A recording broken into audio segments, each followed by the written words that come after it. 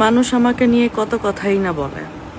যে মানুষগুলো আমাকে নিয়ে কথা বলে, যে মানুষগুলো আমাকে প্রতিনিয়ত ছোট করতে চায়, যে মানুষগুলো কমেন্ট বক্সে এসে একটা কমেন্ট করে দিয়ে নিজেকে অনেক বড় কিছু মনে করে, অনেক জ্ঞানী মনে করে, তারা আসলে জানেই না পারিবারিক শিক্ষা কাকে বলে। একটা ভিডিওতে 2-3 মিনিটের একটা ক্লিপসে মানুষকে বিচার করে ফেলাটা কোনো খুব বেশি একটা জ্ঞানী মানুষের পরিচয় না। কারণ as a content creator, as a একটা মানুষ হিসাবে একটা মানুষকে গণ্য করতে হলে তার সাথে চলাফেরা করতে হয়। দূর থেকে মানুষকে জাজ করা যায় না। আর যারা আমাকে নিয়ে এত ধরনের কথাবার্তা বলে, তারা যদি আমার জীবনটা জাস্ট একটা বা 2টা সপ্তাহের জন্য পার করত, আমার আমার মানে আমার লাইফ, মানে আমি আমার মতো করে আমি হয়ে যদি কেউ জাস্ট 1 থেকে 2টা সপ্তাহ পার করতো, তাহলে আমাকে নিয়ে কখনোই কোনো বাজে মন্তব্য করতো না।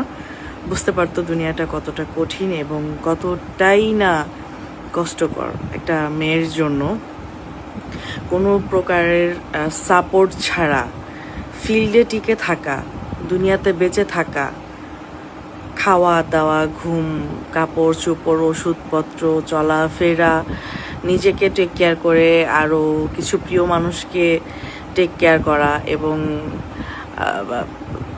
মানে বর্তমান এবং ভবিষ্যৎ সব কিছু মিলিয়ে একটা লাইফ স্টাইল পার করা সম্পূর্ণই খুবই একটা টাফ একটা ব্যাপার।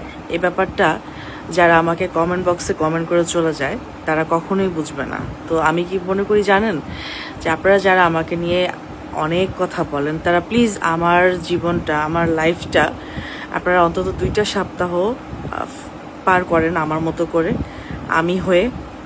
তাহলে আপনারা বুঝতে পারবেন যে আপনাদের কমেন্টগুলোর কোনো মূল্য নেই। সেই দিন আপনারা বুঝতে পারবেন। আমি আমার লাইফে অনেক কষ্ট করেছি, এখনও করতেছি। অনেক না খেয়ে আমি দিন পার করেছি।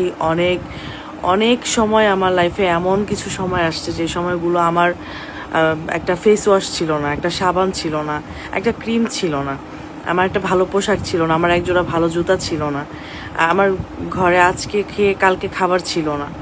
হ্যাঁ, অনেক ভালো একটা প্ল্যাটফর্মে যেয়ে অনেকের সামনে দাঁড়ানোর মতো অবস্থান ছিল না। সেই সময়গুলো আসলে আমি একাই ফেস করছি। আপনারা করেন নাই, আপনারা ছিলেন না এবং কখনো থাকবেনও না।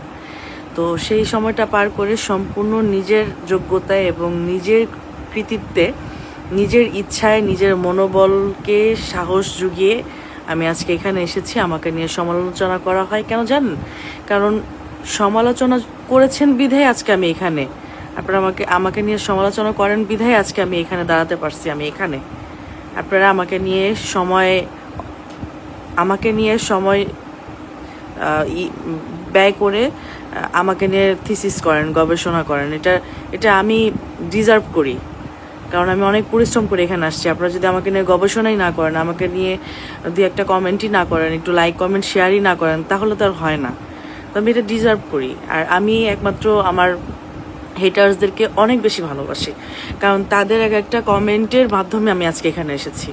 তো সেই জায়গা থেকে আর যারা আমার শুভাকাঙ্ক্ষী আছে, তারা তো সবসময় আমার সাথেই আছে, তাদেরকে তো ভালোবাসার কোনো মানে এটা বলতে হয় না। তবে আমি হেটার্সদেরকেও ভালোবাসি, কারণ হেটার্স আছে বলেই আমি আছি। আর আপনারা যারা আমাকে বলেন না যে আমি অনেক বেশি খাই, ভাই একসময় এত না খেয়ে থাকছি, এত খাবারের কষ্ট করছি, এত কষ্ট করছি, তো এখন আমি না খেয়ে থাকতে চাই না। আমি মনে করি আমি ইনকাম করি, আমি নিজে চলতে পারি, আমি আমার নিজেকে চালাতে পারি, আমি আমার নিজের খরচে আমি নিজে খাই। তো আমার মনে যেটা চাই, যতটুকু আত্মায় চাই, পেটে চাই, আমি আমার গলা পর্যন্ত খাই। কারণ খাবারের কষ্টটা এখন আর করতে ইচ্ছা করে না, একটা সময় অনেক করছি। সেই জায়গা থেকে ঘুরে আসার গল্প না এখন এত সহজে হয় নাই, বুঝতে পারছেন?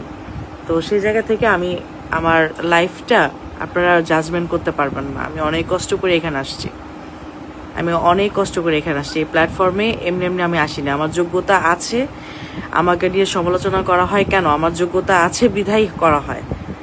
সবাইকে আপনাদেরকে নিয়ে তো আমি করি না, আপনাদেরকে নিয়ে তো আর কেউ করে না। তো তাকে নিয়ে সমালোচনা হয় যার যোগ্যতা আছে।